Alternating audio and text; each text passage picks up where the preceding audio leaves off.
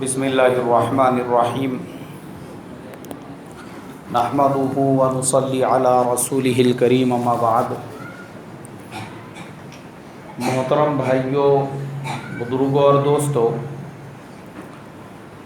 اللہ کے فضل و کرم سے آج ہم نے 10ویں تراویح مکمل کی۔ کل جو آیت ہم نے جس کی تفسیر ہم نے سنی تھی، اس کے آگے کی جو آیت ہے کن ذبیح علیکم وما اکل السبع والنطیحۃ حرمت علیکم المیتۃ والدم ولحم الخنزیر وما اہل لغیر اللہ بہ والمنخنقۃ والموقوذۃ والمتردیۃ والنطیحہ۔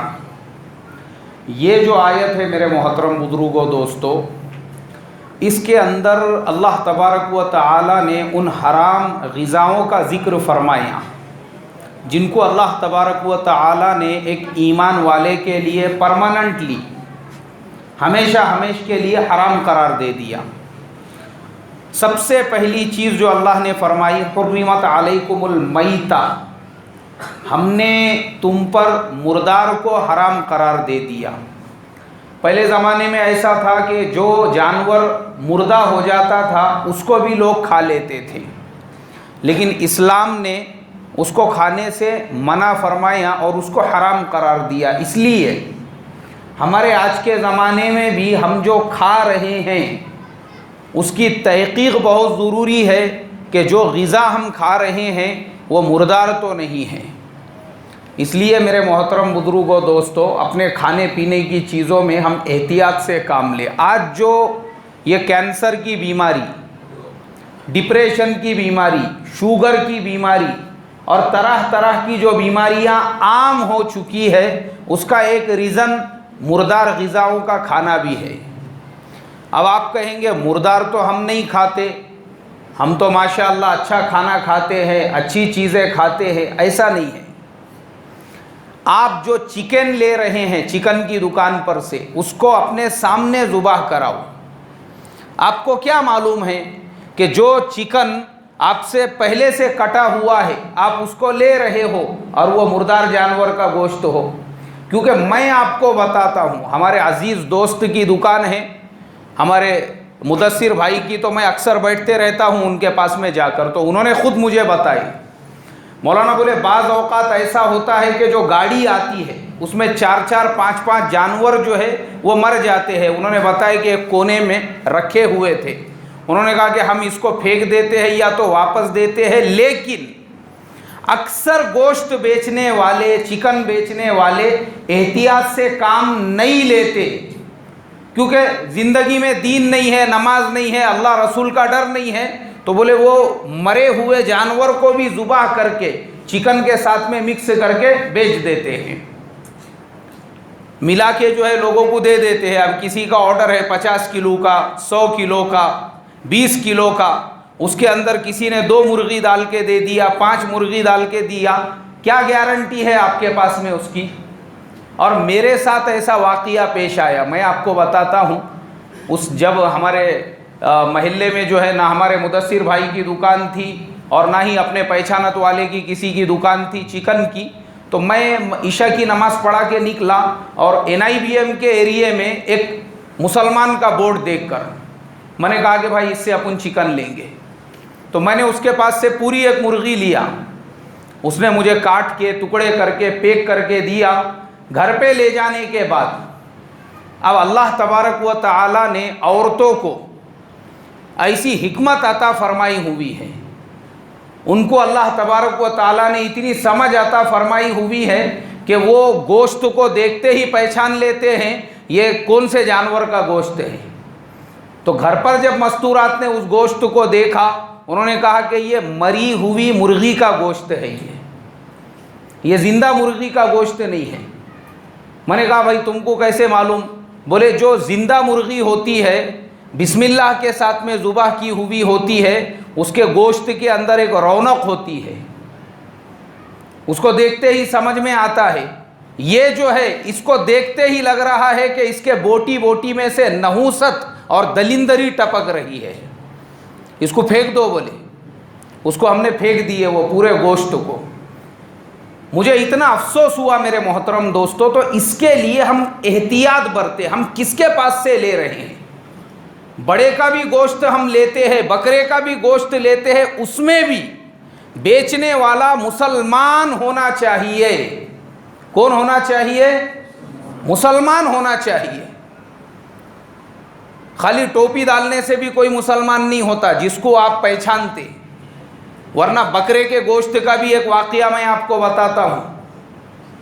ایک جگہ پر میرے ساتھ میں ایک مہمان تھے، انہوں نے بولے یار اپنے کو بکرے کا گوشت لینا ہے۔ گئے ہم ایک دکان پر، میں نے دیکھا اس کے اوپر ماشاءاللہ ایک طرف سے جو ہے مدینہ کا فوٹو لگا ہوا ہے، ایک طرف سے چاند تارا ہے، بیچ میں 686 لکھا ہوا ہے، اور نام بھی لگا ہوا ہے مسلمان کا، مٹن شاپ بول کے۔ ماشاءاللہ مسلمان کی دکان ہے، اور لڑکا جو ہے ٹوپی ڈال کے وہاں پہ کھڑا ہوا، لیکن اس کی جو صورت تھی میرے محترم دوستو، اس کو دیکھ کر میں سمجھ گیا۔ میں بولا یار اس کے چہرے پہ ایمان کا نور نہیں نظر آ رہا مجھے۔ ہاں ٹوپی ہے اس کے سیر پہ، مگر چہرے پہ ایمان نہیں۔ تو اس کو میں نے مراٹھی میں پوچھا، میں بولا ارے سیٹ کٹھے گئے لے رے؟ سیٹ کہاں پہ گئے؟ میں بولا تے گیلے، بولے تے گاؤں نہیں کا تیتھے گیلے لے آئے بوکوڑا آنائلا، بکرے لانے کے واسطے میں گئے۔ تجھا ناؤ کا ہے؟ مازا ناؤ۔ اس نے ایک غیر ایمان والے کا نام بولا۔ انا للہ و انا الیہ راجعون۔ میرے محترم بزرگوں دوستو، یہ حال ہے۔ یہ آپ کو معلوم نہیں ہے، گوشت بیچنے والے کو جانتے نہیں، پہچانتے نہیں، ایک نئی جگہ سے آپ خرید رہے ہیں تو بیچنے والا وہ کون سا گوشت بیچ رہا ہے آپ کو؟ اچھا اچھے بھی جانور کا ہے، چلو زندہ بھی جانور ہے، آپ کے سامنے مرغی ذبح ہو رہی ہے، ارے آپ کو معلوم ہے کیا وہ ذبح کرنے والا مسلمان ہے کیا؟ اس لیے کہ اس میں مسلمان کے ہاتھ کا ذبح ہونا بھی فرض ہے۔ یہ مسلمان کے ہاتھ سے ذبح ہونا، اور ذبح کرنے والے نے ذبح کرنے سے پہلے بسم اللہ پڑھنا۔ کیا پڑھنا بھائی؟ بسم اللہ۔ حلال کسے کہتے ہیں؟ ہم جو بولتے ہیں نا حلال جانور، حلال گوشت، جگہ جگہ پہ جو حلال کا مطلب کیا ہے؟ حلال کا مطلب یہی ہے کہ ذبح کرنے والا کون ہو؟ مسلمان ہو، اور ذبح کرتے وقت میں وہ کیا پڑھے؟ بسم اللہ پڑھے۔ یہ دو چیزیں ضروری ہے اس کے اندر، ورنہ مسلمان ذبح کرنے والا نہیں ہے۔ جانور تو آپ کے سامنے ذبح ہو رہا ہے، اس پہ بسم اللہ نہیں پڑھا گیا، اس کا کھانا جائز نہیں ہے آپ کے لیے۔ اور مردار کا جو میں نے ابھی آپ کو بتایا، مردار کا میں نے آپ کو اس لیے بتایا ہوں کیونکہ جو مردار جانور ہوتا ہے، کیوں حرام ہے وہ اس لیے حرام ہے کیونکہ جو جانور کے جسم میں کا خون ہے، ایک جانور زندہ ہے، اسی لیے ہماری شریعت کے اندر جو جانور کو ذبح کرنے کا طریقہ ہے وہ یہ کہ آپ جب جانور کو ذبح کرو گے، چاہے قربانی کا جانور ہو، گھر کی مرغی ہو، بوکڑ ہو، کچھ بھی ہو، اس کی صرف 4 رگیں کاٹنے کا حکم ہے۔ سب سے پہلے صرف اس کی 4 رگیں کاٹیں گے اور اس کو تڑپنے کے لیے چھوڑ دیں گے۔ ایک تو اس کی سانس کی جو رگ ہے وہ، اس کے خون کی جو رگ ہے وہ، ایک شہ رگ بول کر آتی ہے، اور تیسرے غذا کی نلی جس سے کھانا پانی وغیرہ جاتا ہے۔ صرف یہ 4 رگوں کو کاٹنا ہے، اور اس کو کاٹ کے جانور کو تھوڑی دیر کے لیے کیا کرنا ہے بھائی؟ چھوڑ دینا ہے۔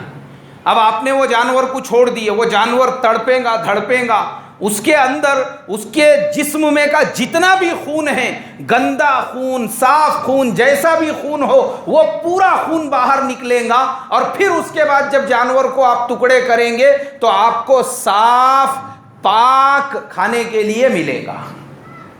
اسی لیے آپ غور کرنا، قربانی کا جو گوشت ہوتا ہے اس کے اندر آپ کو ایک عجیب طرح کی لذت محسوس ہوں گی، اور مجھے لگتا ہے ہم میں سے بعض لوگ ایسے بھی ہوں گے جو قربانی کا گوشت کم سے کم 1 مہینہ تو ضرور کھاتے ہوں گے۔ نہیں کھاتے ہیں، اس میں کوئی شرم کی اور اس کے اندر جو ہے اس کی کوئی بات ہی نہیں ہے، کیونکہ آپ کے گھر میں 2 افراد ہے، 3 افراد ہے، آپ نے 1 کنٹل کا جانور ذبح کیے، 50 کلو بانٹ دیے آپ نے رشتہ داروں میں، محلے والوں میں، اب باقی کے 50 کلو کیا کریں گے آپ؟ وہ تو آپ کو روزانہ تھوڑا تھوڑا کھانا ہی ہے بعض اوقات تو۔ لیکن آپ دیکھو قربانی کا گوشت بھلے آپ 1 مہینہ کھاؤ، آپ کو اس کے اندر ایک لذت محسوس ہوں گی، اس کے اندر آپ کو ایک رونق محسوس ہوگی. کیوں؟ کیا ریزن ہے اس کا ریزن یہی ہے کہ قربانی کا جانور آپ اپنی نظروں کے سامنے ذبح کراتے ہو, آپ اپنی پسند سے جانور لاتے ہو, اور وہ پوری طرح سے جب تڑپتا ہے, اس کے جسم میں کا جب پورا خون نکل جاتا, وہ جانور آپ کے لیے فریش ہو جاتا ہے. اب آپ اس کا جب گوشت کھاؤ گے, آپ کو اس کے اندر ایک عجیب طرح کی لذت محسوس ہوگی. لیکن مردار جانور میں ایسا نہیں ہوتا ہے, کیونکہ جانور تو مر گیا. اب جانور مرنے کے بعد میں اس کو کسی نے کاٹ بھی دیا تو اس کے پورے باڈی کے اندر جو خون ہے وہ نکلنے والا ہے کیا بھائی؟ چاہے وہ مرغی ہو, چاہے وہ بکرا ہو, چاہے وہ بڑا جانور, کوئی بھی جانور ہو, اس کے پورے جسم میں کا جو خون ہے وہ مر چکا ہے. اب نکلے گا کیا؟ وہ نہیں نکلے گا. اسی لیے حرام ہے, کیونکہ اصل جو اس کے اندر کا خون ہے اس میں الگ الگ ٹائپ کے جراثیم ہیں, الگ الگ ٹائپ کے وائرس ہے, الگ الگ خطرناک چیزیں اس کے خون کے اندر ہے, اور وہی غذا آپ کے پیٹ میں جا رہی ہے. مجھے آپ بتائیے, شریعت نے اسی لیے اس کو حرام قرار دیا کہ کہیں وہ گوشت آپ کے جان کے لیے نقصان دینا ثابت ہو جائے. اس کے لیے پہلا جملہ جو فرمایا حرمت علیکم المیتۃ والدم, اس کے بعد خون کا ذکر فرمایا. مردار کے بعد کیا حرام کیا اللہ نے؟ خون کو بھی حرام قرار دیا, کیونکہ پہلے زمانے میں لوگ خون کا بھی استعمال کرتے تھے. پہلے زمانے میں کیا, ہمارے آج کے زمانے میں بھی. اب جس کو معلوم ہے اس کو پتہ ہوگا کہ چھوٹے جانور کا, بکرے وغیرہ کا جو خون نکالتے ہیں اس کو باضابطہ جمع کیا جاتا ہے, تھوڑی دیر کے بعد میں وہ جم جاتا ہے. لوگ اس کو خرید کے لے جاتے ہیں اور پھر اس کا کھانا سالن بنا کر کھاتے ہیں, باضابطہ کھایا جاتا ہے اس کو. تو پہلے زمانے میں بھی کھاتے تھے, لیکن اسلام نے کہا کہ خون کو بھی ہم نے تمہارے لیے حرام قرار دیا. اب آج جو زمانہ ہے میرے محترم دوستو, ہمارے زمانے میں بہت سارے چاکلیٹس, بہت سارے چنگمز, بہت ساری ایسی چیزیں جو ہمارے بچے نوجوان کھاتے ہیں, استعمال کرتے ہیں, ان کو رتی برابر بھی احساس نہیں ہوتا, لیکن اس کے اندر بھی جانوروں کا خون مکس ہوتا ہے. ہاں, ابھی ہمارے یہاں پہ تو ہم لوگوں نے کبھی دیکھے ہی نہیں, گوشت جو ہے جو سپلائی کرنے کے لیے یا باہر ملکوں کو بیچنے کے لیے جو ذبح ہوتا ہے دوسرے ملکوں کے اندر, بڑے بڑے جو ہے نا وہ سلائٹر ہاؤس بنے ہوئے ہیں, ایک ایک دن میں وہاں پہ ہزاروں جانور ذبح ہوتے ہیں. ہزاروں جانوروں کا جو خون ہے وہ ایک جگہ جمع کیا جاتا ہے, اس کو دوا کمپنی والوں کو, اسی طریقے سے یہ جو چیزیں ہیں ان کمپنیوں والوں کو بیچا جاتا ہے باضابطہ. ایک بھی چیز وہ لوگ ضائع اور برباد نہیں ہونے دیتے. تو اس کے لیے ہم کوئی چیز ایسی کھا رہے ہیں جس کے بارے میں علم نہیں ہے, مشکوک ہے, تو اس سے ہم نے کیا برتنا چاہیے؟ احتیاط برتنا چاہیے, نہیں کھانا چاہیے اس کو. حرمت علیکم المیتۃ والدم ولحم الخنزیر, اس کے بعد میں فرمایا خنزیر کا گوشت اللہ نے مسلمان کے لیے اس کو بھی حرام قرار دے دیا. کیوں حرام قرار دیا؟ ناپاک جانور ہے, ہمیشہ آپ کو گندگی کے اندر ملے گا, اور دوسری جو وجہ ہے اس کے حرام قرار دیے جانے کی وہ یہ کہ خنزیر کے گوشت کی یہ خباثت ہوتی ہے کہ جو لوگ خنزیر کا گوشت کھاتے ہیں ان کے جسم کے اندر زنا کے جو جراثیم اور وائرس ہے وہ پورے جسم میں دوڑنے لگتے ہیں, اور خنزیر کا گوشت کھانے والا وہ اپنی ماں سے ہی منہ کالا کرتا ہے. یہ خباثت ہے. خنزیر کا گوشت جو حرام قرار دیا وہ اسی لیے اللہ تبارک و تعالی نے ولحم الخنزیر. اس لیے میرے محترم دوستو, اب ہم لوگ کہیں گے کہ بھائی ہم تو خنزیر کا گوشت دیکھتے بھی نہیں ہیں, کھانا تو دور کی بات, لیکن آج ہمارے زمانے میں بہت ساری چیزیں ایسی ہیں بغیر خنزیر کی چربی کے ان کا بننا پاسبل ہی نہیں ہے. اس میں پہلے نمبر پہ ہے چاکلیٹس اور چنگمز. بہت سارے چاکلیٹس جو ہم لوگ استعمال کرتے ہیں, بہت سارے چنگمز جو ہم لوگ کھاتے ہیں, میں نام لے کے آپ کو بتاتا ہوں. جو کیڈبری کے چاکلیٹس آتے ہیں وہ بغیر خنزیر کی چربی کے نہیں بنتے ہیں, اسی لیے ملیشیا کے اندر اس کے اوپر پابندی لگی ہوئی ہے. ملیشیا ایک ایسا ملک ہے, ایک ایسا اسلامی ملک ہے جہاں پر باضابطہ ہر چیز پہ گورنمنٹ کی نظر ہے. کس کی نظر ہے بھائی؟ ہاں منسٹری ہے وہاں پہ باضابطہ حلال اور حرام کی منسٹری. جیسے ہمارے یہاں پہ منسٹری ہوتی ہے نا, فورن منسٹر اور وزیر داخلہ, وزیر خارجہ, ویسے وہاں پہ حلال اور حرام کا منسٹر ہے, منتری ہے وہاں پر. تو ان کی جو ٹیمیں ہیں وہ باضابطہ نئی نئی چیزیں جو بازار میں آ رہی ہے بکنے کے لیے اس کی لیبوریٹری جانچ کرتی ہے, تحقیق کرتی ہے, اور جب ان کو یہ ملتا ہے کہ اس کے اندر حرام چیزوں کا مادہ ملایا ہوا ہے جو ایک مسلمان کے لیے جائز نہیں ہے, حلال نہیں ہے, وہ فوراً پورے ملک میں اس کو بین کر دیتے ہیں. اب چونکہ ہمارا ملک تو کوئی اسلامی ملک ہے نہیں, یہاں تو سب چلتا ہے, یہاں تو ہر چیز مارکیٹ کے اندر بکتی ہے, لوگ بیچتے بھی ہیں, خریدنے والے خریدتے بھی, اب ہم کو معلوم ہی نہیں ہے. لیکن ہم نے احتیاط برتنا چاہیے, بجائے کیڈبری کے ہم نے امول کا چاکلیٹ استعمال کرنا چاہیے, کیونکہ امول ہمارے انڈیا کی کمپنی ہے.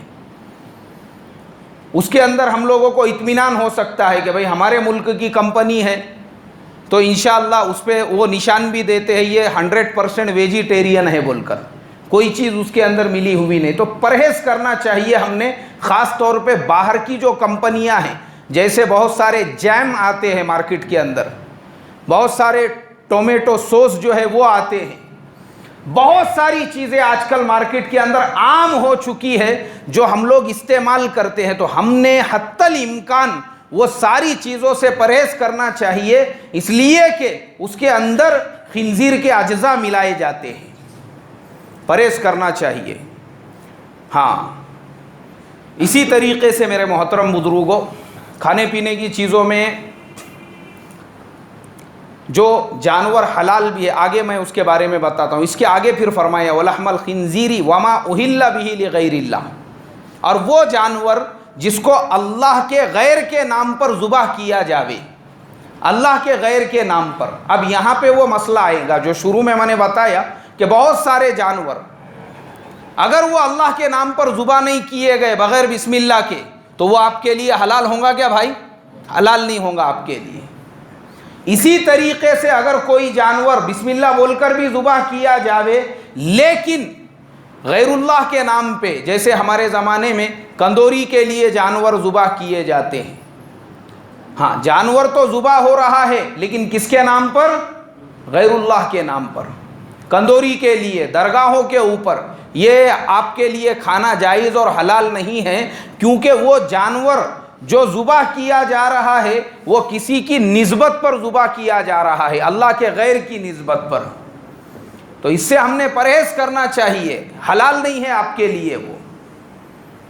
اب میرے محترم دوستو, جو جانور حلال ہے, کوئی بھی حلال جانور, حلال ہونے کے باوجود اس حلال جانور کی 7 چیزیں وہ ہمارے لیے کھانا حرام اور ناجائز ہے, یہ بھی معلوم ہونا چاہیے. ایک جانور حلال ہے لیکن وہ حلال جانور کی بھی کتنی چیزیں ناجائز ہیں؟ 7 چیزیں. سب سے پہلی چیز پیشاب اور پاخانے کی جگہ, یہ ہو گئی سب سے پہلی چیز. دوسرے, پیشاب کا جو بلائیڈر ہوتا ہے پیٹ کے اندر, پیشاب کی جو تھیلی ہوتی ہے وہ. پھر اس کے بعد جو پتا ہوتا ہے, پتا جس کے اندر پانی ہوتا ہے کوئی, وہ پھینک دیتے ہیں اس کو, وہ بھی کھانا جائز نہیں ہے. پھر اس کے علاوہ جانور اگر نر ہے تو نر جانور کے پیشاب اور پاخانے کی جو جگہ ہے, کیونکہ جو گورا ہوتا ہے, نر جانور ہوتا ہے, بہت سارے لوگ کھاتے ہیں اسے طاقت بڑھانے کے لیے, تو کھانا جائز نہیں ہے, وہ حلال نہیں ہے آپ کے لیے. اور اسی طریقے سے بکرا ہے یا گورا ہے, بہت سارے لوگ اس کے خصیتین کھاتے ہیں, وہ خصیتین کھانا بھی جائز نہیں ہے, وہ حرام ہے اور ناجائز ہے.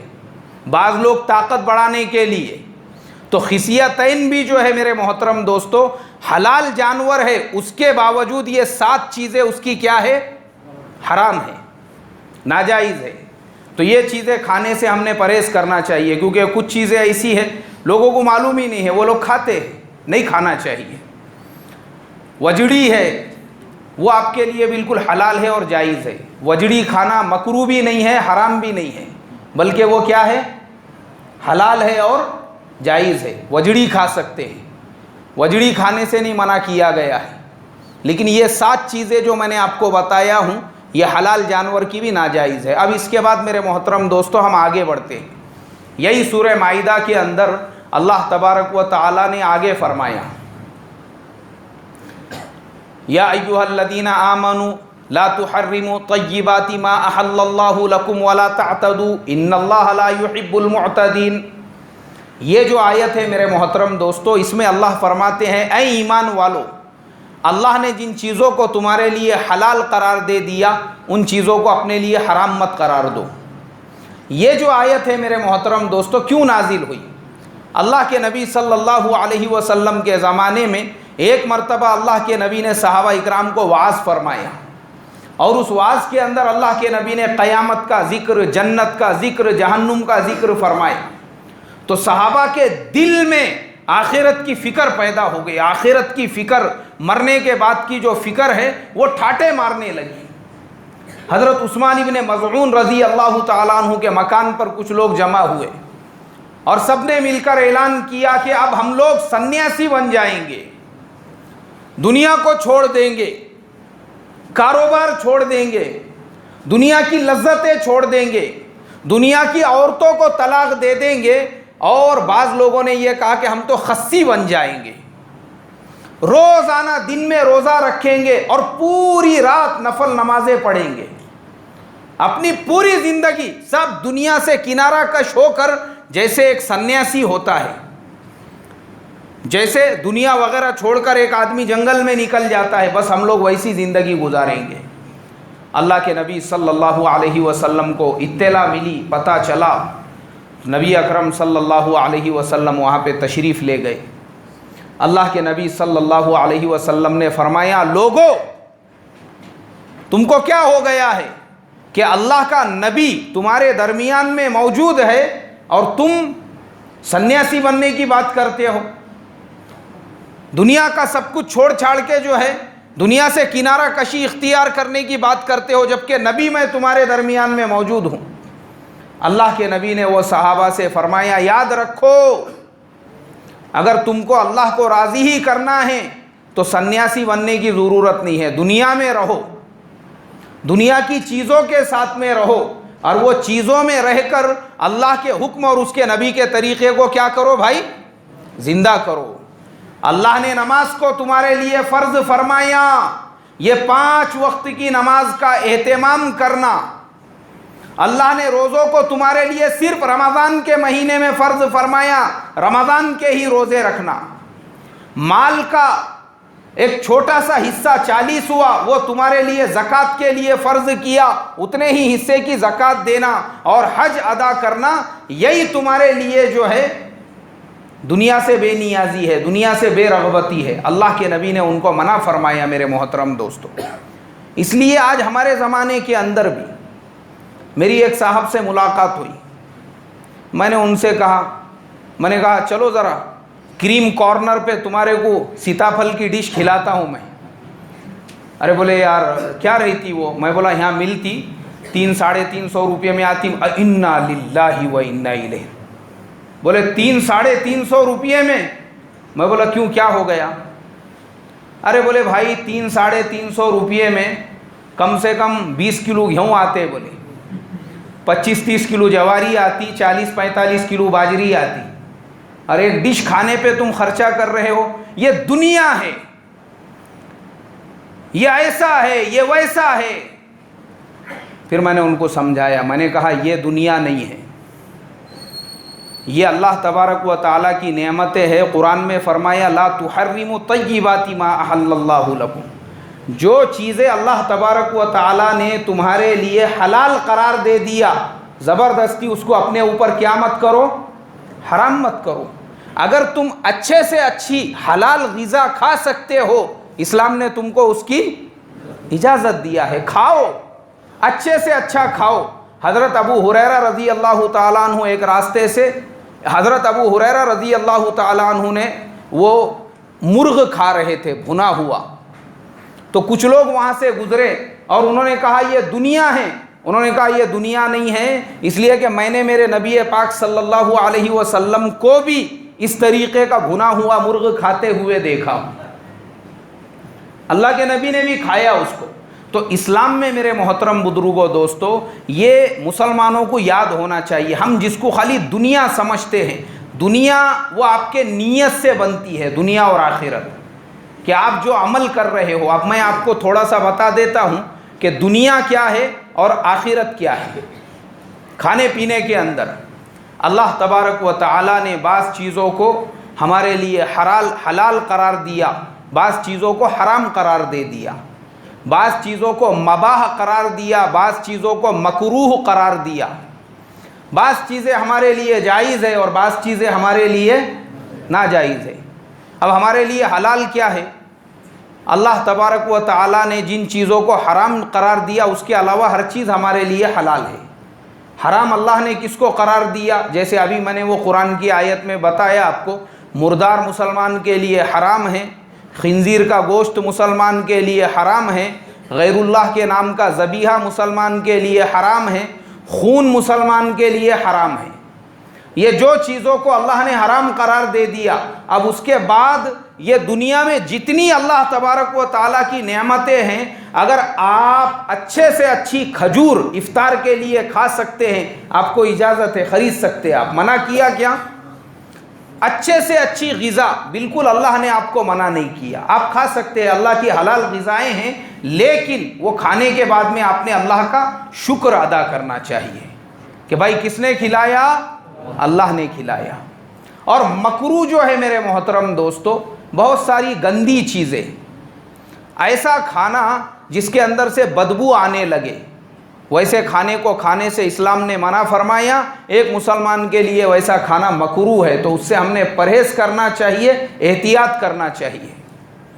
ہر چیز کے اندر ایسے ہی لباس ہے، لباس کے اندر بھی حرام ہے، لباس کے اندر بھی حلال ہے، لباس میں بھی مکروہ ہے، لباس میں بھی مستحب ہے، لباس میں بھی سنت ہے۔ اور لباس کے اندر حرام کیا ہے؟ ایک مسلمان کے لیے ریشم کا لباس مرد کے لیے استعمال کرنا کیا ہے بھائی؟ حرام ہے۔ سطر کا ڈھانکنا یہ فرض ہے، اگر سطر سے کم آپ کپڑا پہنتے ہیں تو مرد کے لیے ویسا کپڑا پہننا بھی کیا ہے؟ حرام ہے، سطر سے کم۔ جیسے آج کل کے بہت سے ماڈرن مسلمان جو ہے وہ سطر سے کم شارٹ پہن کر صبح کے ٹائم پہ واکنگ کرتے ہیں، مارننگ واک پہ نکلتے ہیں، پورے گھٹنے نظر آ رہے ہیں۔ یہ جائز ہے کیا مسلمان کے لیے؟ حرام ہے یہ سطر سے کم کپڑے پہننا۔ تو سطر کا ڈھانکنا فرض ہے، اور ریشم کا لباس یہ مرد کے لیے جائز نہیں، ہاں عورتیں پہن سکتی ہے، کوئی حرج نہیں۔ اب اس کے علاوہ میرے محترم دوستو، اللہ نے اگر آپ کو استطاعت عطا فرمائی ہے اور آپ اپنے جسم کو راحت پہنچانے کے لیے کتنے بھی 100 روپے میٹر کا کپڑا پہنو، وہ پہننا آپ کے لیے ناجائز ہے کیا؟ نہیں ہے۔ آپ کی باڈی ہے، آپ اگر چاہتے ہیں کہ بھائی میرے بدن کی جو اسکن ہے اس کو سادہ جو کپڑا اگر میں لوں 100-150 روپے میٹر کا، اس سے میرے باڈی کو تکلیف پہنچیں گی، انفیکشن ہوگا، تو آپ 600-1000 روپے میٹر کا بھی اگر استعمال کر رہے ہیں اپنی حلال کمائی سے، تو ویسے کپڑے پہننا بھی آپ کے لیے کیا ہے؟ حلال ہے، جائز ہے۔ مکروہ کیا ہے؟ مکروہ گندے کپڑے پہننا ہے۔ جیسے مثال کے طور پہ ایک آدمی ایسے گندے بدبودار کپڑے پہنے کہ نماز کے اندر اگر وہ کھڑا ہو تو اس کے آزو بازو والوں کو تکلیف پہنچے، ایسے کپڑے پہننے کو شریعت نے کیا فرمایا؟ مکروہ فرمایا، ایسے کپڑے نہیں پہننا چاہیے۔ سنت کیا ہے؟ صاف ستھرے کپڑے پہننا اور سفید لباس، یہ اللہ کے نبی صلی اللہ علیہ وسلم کا محبوب لباس ہے، ویسے کپڑے پہننا چاہیے۔ مستحب کیا ہے؟ ڈھیلے ڈھالے کپڑے پہننا چاہیے، ایسے کپڑے پہننا چاہیے کہ آپ نماز وغیرہ پڑھ رہے ہو تو اطمینان کے ساتھ میں آپ اس میں نماز ادا کر سکو۔ اب یہ جو کپڑوں کا ڈیزائن ہے، ایسے کپڑے ہونا چاہیے، ویسے کپڑے ہونا چاہیے، اس کی شریعت میں کوئی حقیقت نہیں ہے۔ کیسے بھی کپڑے آپ پہن سکتے ہو۔ شریعت کا مزاج تو یہ ہے کہ مرد نے ریشم کے کپڑے نہیں پہننا، مرد نے ناف سے نیچے مطلب اس کا سطر پورا ڈھکا ہوا ہونا چاہیے، یہ شریعت کا مزاج ہے۔ آپ کپڑے کیسے پہنتے ہیں وہ آپ کی مرضی ہے، لیکن وہ جو کپڑے ہیں گندے نہیں ہونا چاہیے، ریشم کے نہیں ہونا چاہیے، حلال ہے آپ کے لیے، جائز ہے آپ کے لیے۔ اسی طریقے سے محترم دوستو رہنے کا مکان ہے، رہنے کے مکان میں بھی حرام ہے، رہنے کے مکان میں بھی حلال ہے، رہنے کے مکان میں بھی مستحب ہے، اور رہنے کے مکان میں بھی مکروہ ہے۔ حلال مکان یعنی جو ضرورت ہے زندگی کی ہر آدمی کے لیے، بغیر مکان کے انسان رہ سکتا ہے کیا؟ تو مکان ایسا ہونا چاہیے جس کے اندر آدمی اپنے اہل و عیال کے ساتھ آرام سے اطمینان سے زندگی گزار سکے، اس کے گھر کی مستورات اس میں پردے سے رہ سکے، ایسا مکان بالکل آپ کے لیے حلال اور جائز ہے۔ حرام جو ہے وہ ایسا مکان ہے جس کے اندر مکان تو کم ہے لیکن ڈیزائننگ کے اوپر کروڑوں روپے خرچہ ہو رہے ہیں۔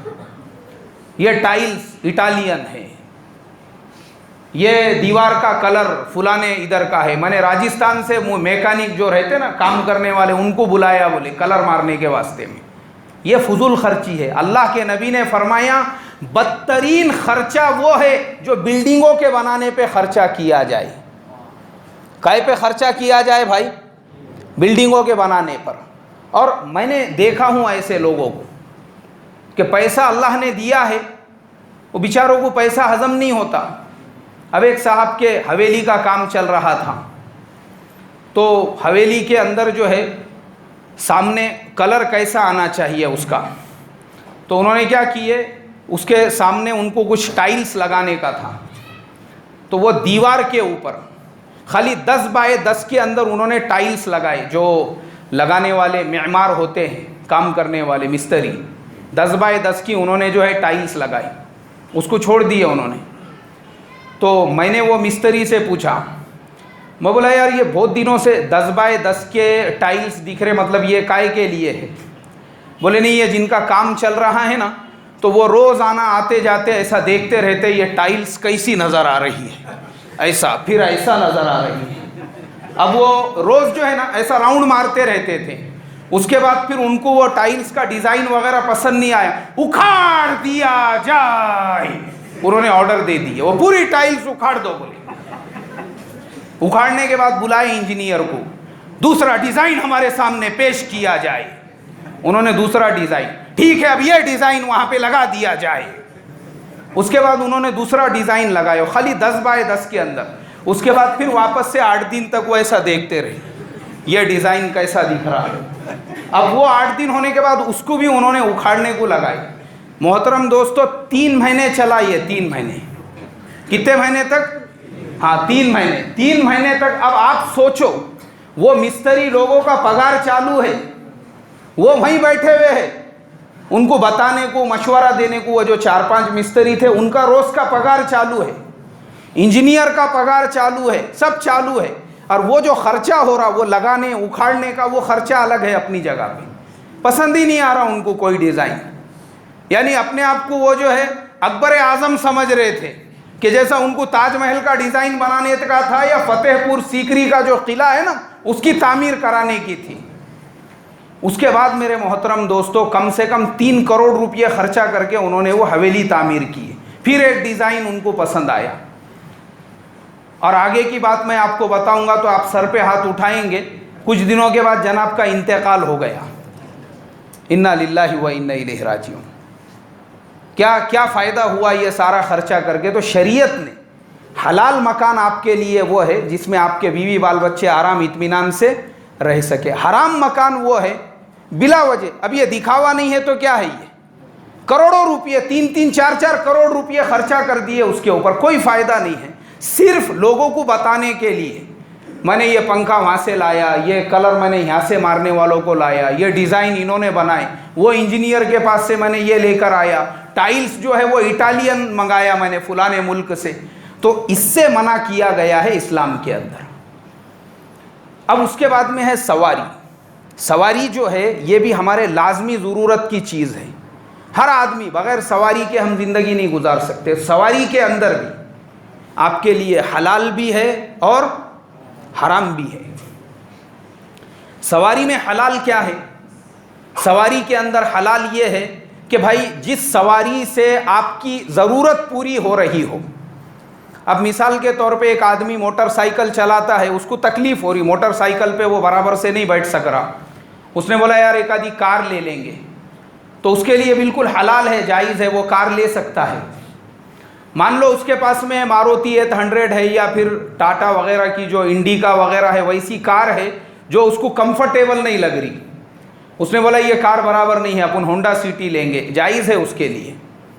اس کو اگر ہونڈا سٹی میں بھی کمفرٹیبل نہیں لگ رہا، اس نے BMW لیا، مرسیڈیز لیا، وہ لینا بھی اس کے لیے حلال اور جائز ہے، حرام نہیں ہے اسلام کے اندر۔ اس لیے کہ وہ انسان کتنی بھی مہنگی کار خرید رہا، کیا نیت سے خرید رہا؟ کیا نیت سے؟ کہ بھائی میرے کو کیا پہنچے؟ آرام پہنچے، مجھے تکلیف نہیں ہونا چاہیے، میرے کو ایک دم کمفرٹیبل چاہیے۔ تو BMW بھی اس کے لیے حلال ہے، مرسیڈیز بھی اس کے لیے حلال ہے۔ میں تو کہتا ہوں اگر آڈی لیتا ہے وہ 2-3 کروڑ کی، حلال ہے اس کے لیے، کیونکہ اس کی نیت یہ ہے کہ بھائی اپنے کو آرام اطمینان چاہیے، اسلام میں منع نہیں ہے۔ حرام کیا ہے؟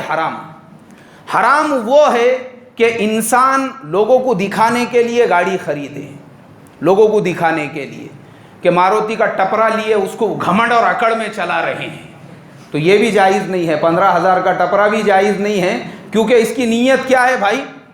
دکھاوے کی نیت ہے اس کی۔ نیت اصل اسلام کے اندر کیا ہے کہ ایک آدمی کروڑ کی کار خرید رہا، وہ حلال ہے اس کے لیے، کیونکہ اس کی نیت اپنے آپ کو کیا پہنچانا ہے؟ راحت پہنچانا ہے۔ اور دوسرے کی نیت یہ ہے، دیکھتا میں اب ساڑو کو بتاتا اب میں نے بھی کیسی کار لیا بولے، ہاں گلی میں تو ایسی کٹ مار کے جاؤں گا بولے، میں جتنے چبوترے پہ بیٹھنے والے رہتے نا ان کے بازو سے نکالوں گا، ان کو بتاؤں گا میں نے بھی کیسی کار لیا بول کے۔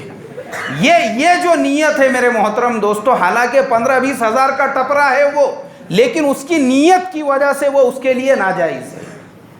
اصل چیز نیت ہے، تو اس کے لیے اسلام میں حرام نہیں۔ اسلام اتنا براڈ مائنڈیڈ مذہب ہے، اسلام میں اتنی آزادی ہے، اسلام اتنا ماڈرن مذہب ہے، ہم سوچ بھی نہیں سکتے۔ ہر چیز اسلام یہ کہتا اچھے سے اچھا کھاؤ، اچھے سے اچھا پہنو، اچھے سے اچھے گاڑی میں سفر کرو، اچھے سے اچھے مکان میں رہو، لیکن تمہاری نیت کیا ہونا چاہیے؟